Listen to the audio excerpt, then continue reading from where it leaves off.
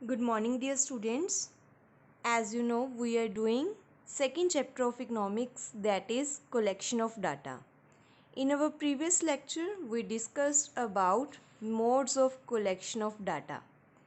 In that topic, we also discussed about what is questionnaire.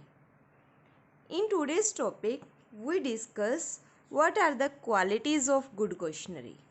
Firstly, I discuss about the meaning of questionnaire. Questionnaire means that list of questions which is pertaining for asking the questions from the respondent. तो questionnaire वो list of questions हैं जिसको हम prepare करते हैं, जिसके through हम अपने रिस्पोंडेंट से क्वेश्चंस पुट कर सकते हैं. फॉर एग्जांपल, अगर एक इन्वेस्टिगेटर को इन्फॉर्मेशन चाहिए, ओके, तो वो क्या करेगा, एक लिस्ट ऑफ क्वेश्चंस को रेडी करेगा और उस क्वेश्चंस के आंसर अपने रिस्पोंडेंट से फिल करवाएगा. तो वो है लिस्ट ऑफ क्वेश्चंस, क्वेश्चनरी. अब what is questionnaire and what is schedule? In simple senses, questionnaire और schedule both have same meaning. Questionnaire and schedule both have a list of questions, but here is a difference between both questionnaire and schedule. Let us discuss. Both show a set of questions, but in case of questionnaire, the answers are to be recorded by the respondent. जब हम questionnaire की बात करते हैं तो जो answers हैं वो हमारे सामने वाला पर्सन जो आंसर दे रहा है वो खुद अपने हाथों से आंसर फिल करता है. While the case of schedule, answers are to be written or recorded by the enumerator, specially hide for the purpose. But schedule के केस में जो answers हैं वो रिस्पोंडेंट फिल नहीं करता. जो इन्यूमिरेटर को हमने इन्यूमिरेटर को जो इन्वेस्टिगेटर अपॉइंट करता है वो खुद फिल करता है आंसर्स को. तो that is the basic difference between questionnaire and schedule. Now let us discuss about qualities of good questionnaire. Qualities means विशेषताएं कि गुड क्वेश्चनरी में क्या क्या विशेषताएं होनी चाहिए. First one is limited number of questions. जो भी जब हम डाटा कलेक्टेड करते हैं तो क्वेश्चंस उसमें क्वेश्चनरी में ज़्यादा नहीं होने चाहिए, लिमिटेड क्वेश्चंस होने चाहिए. ना ही बहुत कम ना ही बहुत ज़्यादा, तो लिमिटेड होने चाहिए, जितने सफिशिएंट हैं हमें जितने की नीड है. The number of questions in a questionnaire should be limited as possible. जितना पॉसिबल हो सके उतने कम से कम हो, क्योंकि अगर ज़्यादा क्वेश्चंस पुट करेंगे तो सामने वाला पर्सन इरिटेट भी हो सकता है. तो क्या पता वो क्वेश्चनरी फिल करे या ना करे. So there should be a limited number of questionnaire. Second is simplicity. जो क्वेश्चंस हैं उनकी लैंग्वेज सिंपल होनी चाहिए, क्योंकि अगर टफ लैंग्वेज होगी, मैथमेटिकल लैंग्वेज होगी, तो क्या पता सामने वाले रिस्पोंडेंट को वो लैंग्वेज समझ आए या ना आए. So language of the questionnaire should be simple, lucid and clear. मतलब स्वीट, मतलब रिक्वेस्टिंग लेटर की तरह होनी चाहिए. मीन्स रिक्वेस्ट भरे उसमें हमें पहले अटैच करना चाहिए कि आपको ये रिक्वेस्ट है कि आप ये क्वेश्चन फिल कर दो, और उसकी लैंग्वेज भी सिंपल एंड क्लियर होनी चाहिए ताकि रिस्पोंडेंट को इजीली समझ आ सके. Third is proper order of questions. जो भी हम क्वेश्चंस लिस्ट बना रहे हैं वो प्रॉपरली ऑर्डर में होने चाहिए, as a number sequence wise होने चाहिए. No undesirable question. जो पर्सनल क्वेश्चंस हैं उनको हमें अवॉइड करना चाहिए. जो हमें जिनकी नीड है सिर्फ वही क्वेश्चंस पूछो टॉपिक से रिलेटेड, अदर पर्सनल क्वेश्चंस हमें पुट नहीं करनी चाहिए. अनडिज़ायरेबल क्वेश्चंस और personal questions must be avoid. The question should not afford the respondent, offend the respondent. ऐसे ना हो कि वो इरिटेट हो जाए और पर्सनल क्वेश्चंस के आंसर कोई भी नहीं देना चाहेगा, तो हमें वैसे क्वेश्चंस पुट ही नहीं करने चाहिए. E is not controversial. Question should be such as can be answered impartially. बिना सोचे ऐसे क्वेश्चंस होने चाहिए कि वो बिना सोचे आंसर दे दे. No controversial question should be ask. मतलब कॉन्ट्रोवर्सल क्वेश्चन मतलब ऑपोजिट क्वेश्चंस नहीं पुट करने चाहिए जिसका सामने वाला पर्सन आंसर ना देना चाहिए. तो हमें ऐसे लड़ाई वाले गलत शब्दों का यूज़ क्वेश्चंस का नहीं करना चाहिए. Sixth is calculations. Calculation based questions बिल्कुल नहीं होने चाहिए. Question involving calculations by the respondent must be avoided, क्योंकि ऐसे क्वेश्चन जिसमें कैलकुलेशन होगी उसके आंसर रिस्पोंडेंट नहीं देगा. Investigator should himself should do the calculation job, जो भी कैलकुलेशन की जॉब होगी वो इन्वेस्टिगेटर को चाहिए कि वो खुद ही करे, रिस्पोंडेंट को उसका ना बोले। G is pre testing pilot survey. Pre testing, pre मैंने पहले, टेस्टिंग मैंने टेस्ट करना मीन्स चेक करना। तो क्वेश्चनरी भेजने से पहले इन्वेस्टिगेटर को उसकी प्री टेस्टिंग जरूरी करनी चाहिए कि कहीं कोई गलत क्वेश्चन तो नहीं पुट हो गया, कहीं कुछ गलत वर्ड तो नहीं यूज़ किए गए। तो हमें रिस्पोंडेंट के द्वारा वो पहले ही चेकिंग होनी कंपल्सरी है। Some questions we ask from the respondent on trial basis.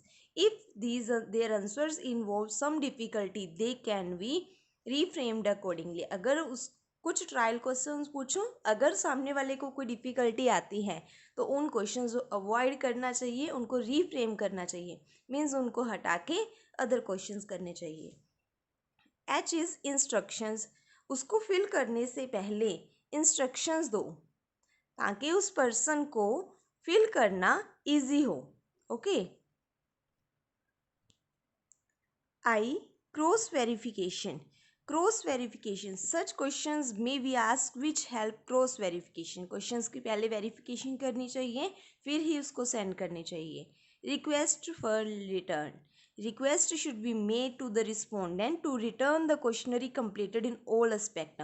उसके साथ एक हमें रिक्वेस्टिंग लेटर अटैच करना चाहिए कि जब भी आपकी ये क्वेश्चनरी फिल हो जाती है तो आप हमें इसको रिटर्न कर दें।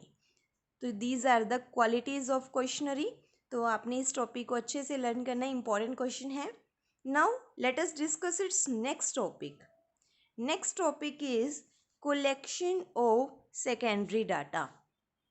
प्रीवियस लेक्चर में हमने किया था कलेक्शन ऑफ प्राइमरी डाटा, आज हम करेंगे collection of secondary data. Let us discuss what is secondary data.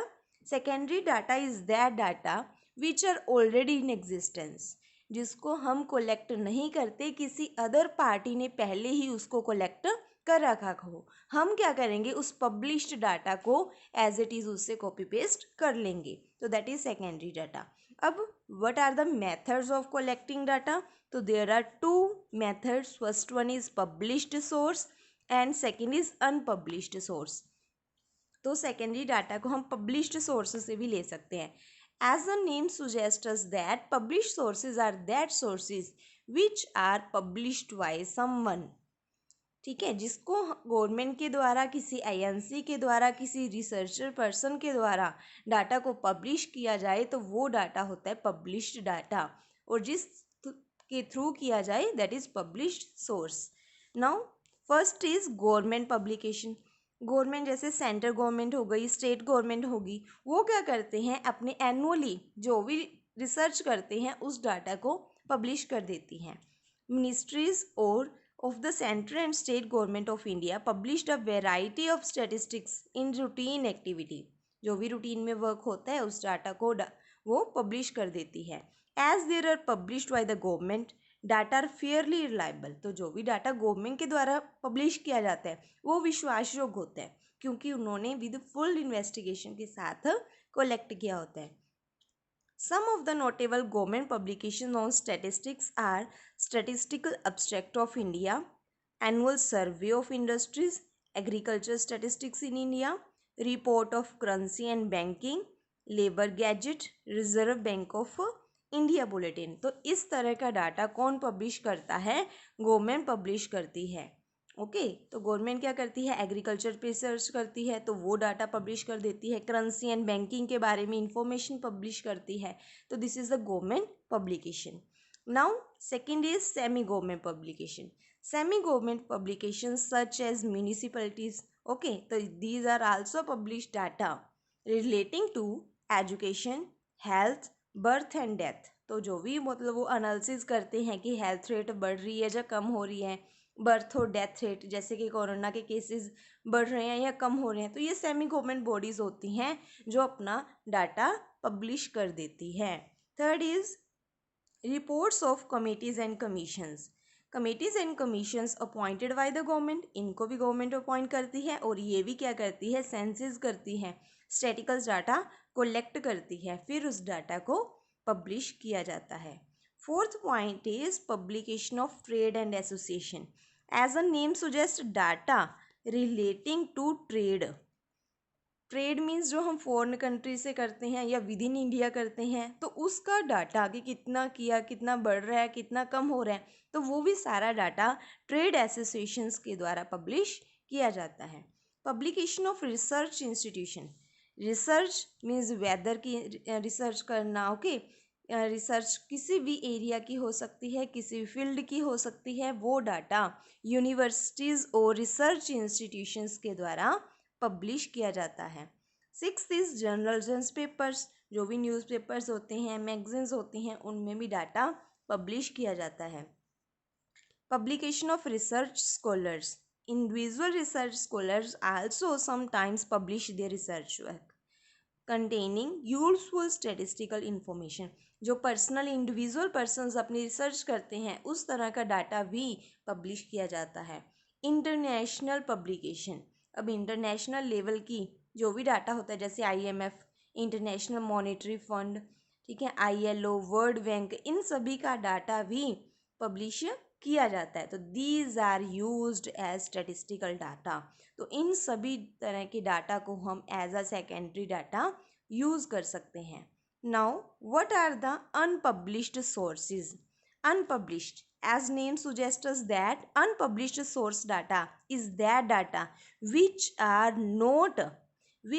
not published by government. These data are unpublished data. These are some unpublished secondary data as well. These data are collected by the government organization generally for their self use. Government data तो collect करती है but किसी और को publish नहीं करती, वो खुद के यूज़ के लिए ही कलेक्ट करती है। These unpublished numerical information may however be used as secondary data. तो इसको भी as a secondary data use किया जा सकता है। Okay, now the last topic of this chapter is precautions. Precautions in the use of secondary data. Okay, precautions mean सावधानियाँ। तो हमें सेकेंडरी डाटा यूज़ करते समय कुछ प्रिकॉशंस यूज़ करनी चाहिए, क्योंकि हमने कलेक्ट डाटा नहीं किया, किसी अदर पर्सन ने किया है, तो हमें देखना चाहिए कि क्या हमारा पर्पज़ उनसे मैच हो रहा है या नहीं। Now first precaution is whether the data are reliable. क्या ये डाटा विश्वास योग्य है। Whether the data are suitable for purpose of enquiry. क्या जिस तरह से हमें चाहिए डाटा उस तरह का है, पर्पज़ सेम है या नहीं। Whether the data are adequate, क्या ये सही होगा, सफिशिएंट होगा। तो इस तरह की प्रिकॉशंस हमें यूज़ करनी चाहिए। अब first is ability of the collecting organisation. ये चेक करो कि जिस ऑर्गेनाइजेशन ने ये डाटा कलेक्ट किया है, क्या वो एबल है, उसके पास इतनी क्वालिटी है, उनके पास इतनी नॉलेज है जिन्होंने डाटा कलेक्ट किया था। तो ये चेक करो, फिर ही डाटा यूज़ करो। अगर वो ऑर्गेनाइजेशन एबल नहीं है तो हमें उस डाटा को यूज़ नहीं करना चाहिए। Second is objective and scope. Objective and scope check करो, क्या हमारा ऑब्जेक्टिव उनके ऑब्जेक्टिव से मैच हो रहा है, हमें हमारा किस नीड के लिए चाहिए और उन्होंने क्या सोच के डाटा कलेक्ट किया, तो ये भी मैच करो। Third is method of collection. किस मेथड से कलेक्ट किया, ओके, ये भी चेक करना चाहिए। सेंसिस मेथड लगाया, सैम्पलिंग मेथड लगाया, किस मेथड से डाटा कलेक्ट किया, फिर ही उसको यूज़ करो। Fourth is time and condition. किस टाइम पे उन्होंने ये डाटा कलेक्ट किया, क्या उस समय युद्ध चल रहा था या हमारे इंडिया की कंडीशन ठीक थी, किस टाइम में, ज़्यादा टाइम गैप तो नहीं डाला। तो ये सब कंडीशन चेक करो, फिर ही उस डाटा को यूज़ करो। Now fifth point is definition of the unit. Measurement unit उनकी चेक करो, फिर यूज़ करो। एक्यूरेसी चेक करो, क्या ये डाटा एक्यूरेट है या नहीं। Okay, so here the chapter is completed. Now you should have to learn this complete chapter and make proper notes. If you have any doubt, then you can contact me. Okay, thank you.